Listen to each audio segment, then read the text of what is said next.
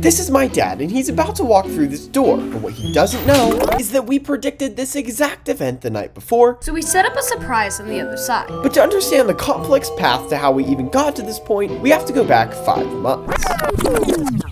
The story starts here, when we received a phone call from the one and only Science Bob Flugfelder. Oh, hey guys! Bob was a big fan of the crunchlabs builds improvement videos we made the year before, and wanted to collaborate with us on a video that would be filmed at crunchlabs itself. Wait, what? So a few weeks later, we took a plane out to California and had probably the craziest experience of our lives. Not only did we get to meet Bob, Mark Rober, and the entire crew on set, but they also gave us some sneak peeks into their future videos and build boxes. It was also super cool to get all the recognition for our work. However, we had decided to stop making crunchlabs improvement videos in November the year before. But after this trip, we chose to restart our build box subscriptions and dive right into year 2. Starting with the first box, Galton's Goalie. Welcome back to Crunchlabs. I'm Mark Rober, and today we're going to be talking about Galton's Goalie and all the juicy engineering physics that go along with it. Once our builds were assembled, we got to work brainstorming ideas to improve it, writing a script for the video we were going to make about it, and once we were ready, we began filming. The video was structured like this. We had created 4 special improvements for the build, 2 being to level up the number of balls and size of the magnet, The third being to add a stopwatch, and finally we would hack the build to guarantee us a win every single time. Cheaters. On top of all that, we also hoped to use statistics and the bell curve to predict when someone would walk through a door so we could implement the perfect prank.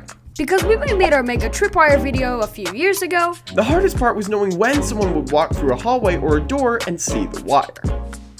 Very funny. But if we could predict where the person would be before they even got there, the prank's execution would be flawless. and the production of this video was actually going very smooth and we got it done pretty fast. However, once I stepped into post and began to edit, I discovered a huge problem with our plan. Shoot.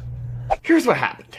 The engineering principle for this month is the bell curve, which is a way of displaying data you've collected in order to find trends and predict what will most likely happen in the future. In the instructions video, Mark gave an example with a Plinko style game. Where he dropped a bunch of balls into this pegboard, and since the middle section had the most variety of ways to get to it, Most of the balls ended up in the middle. and this same principle was used in the build itself by putting a mini pegboard under the soccer field to randomize the process, but also give an advantage to anyone who knew that most balls would come from the middle.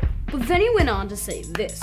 But what's really cool about the bell curve is it basically tells us how likely things are to happen in real life. It works for a lot of things like shoe size. I could map it here and I would tell you how common or rare that shoe size is. It works for IQ, how far people in your class can throw a ball, how long it takes you to get to school every day. All of these things you could track and it would follow a normal distribution. Well, in that case, what if we record how many times someone walked through one of the doors in our house? Then we would know the perfect place to set up a tripwire. And this is exactly what we thought when we were first writing this video. And so with this in mind, We made the entire rest of the video and left the math for last, because we were convinced it would all work out.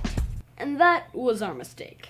After we recorded how many times 5 different doors were opened over the course of a day, We thought if we displayed the data similar to the pegboard, the door with the most openings would be in the middle, telling us exactly where to put the tripwire. but the problem with that is this is no longer a random process. The reason the balls in the pegboard always make a bell shape is because the middle is the average of all the numbers. If you pick the order of the doors along the x-axis, the door with the most openings might not be in the middle. It could be anywhere. So after we realized this, we were stumped on what the actual equation of a bell curve would be and how to correctly calculate it. And so with no idea what to do, We decided to take inspiration from Mark Rober himself. because whenever he can't figure something out, he meets with a professional on the topic to better understand what to do.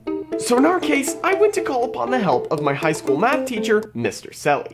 After explaining our issue in an email, he responded with the opinion of not using the bell curve at all. He said that even in his class of 45 students, there would not be enough data to create a bell curve after a test was graded. Instead, he suggested that if you record every door one person uses for a week, you can say, as a percentage, how often they've used any one door. And if you record the time, you can say as a percentage how often they use the front door at 9 a.m. on a random day of the week. But he further said that if you don't have a particular target in mind, you can use the same sort of statistical analysis on everyone at once and count doors used at various times. Then you can say between 6 a.m. and 11 a.m., door X is the most likely to be open. And these ideas got the wheels turning for us. So after some deliberation, we decided on a chart like this, It has a new time slot every 3 hours. covering a full 24 hours. And if we make a bunch of copies of these and put them on every door in the house, Then every time someone opens a door, they would just put a mark in the corresponding time slot.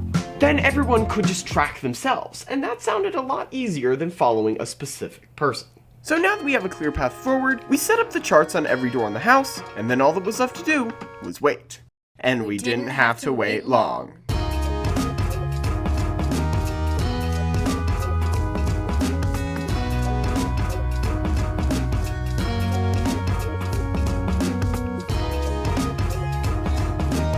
Day by day, door by door, the charts began to fill up.